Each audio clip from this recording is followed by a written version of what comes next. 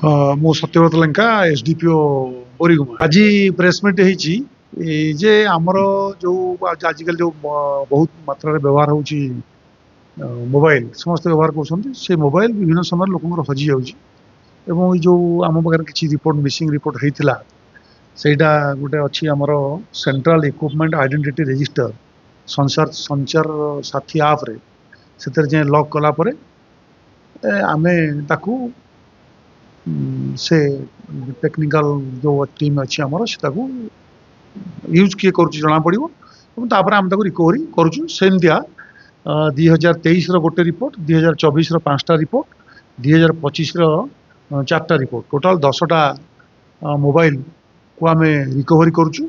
आज जो मैंने तार ओनर आमको जो रिपोर्ट देते सब आम डाकिचु एवं आम आज मोबाइल गुड़िक हैंड ओवर करूँ। ना यहीटा चोरी केस है नथिला।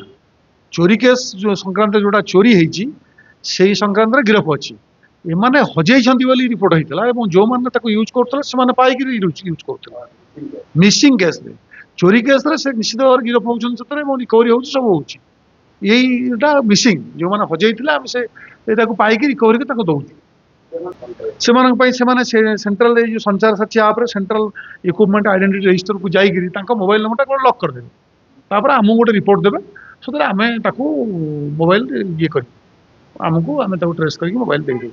यहाँ आम बोरीगुमार आरंभ होती भी हम कोटपाड़ भी हम बिशिंगपुर हम 3टा थाना इनिशिएटिव दिज्व एसपी सार निर्देश।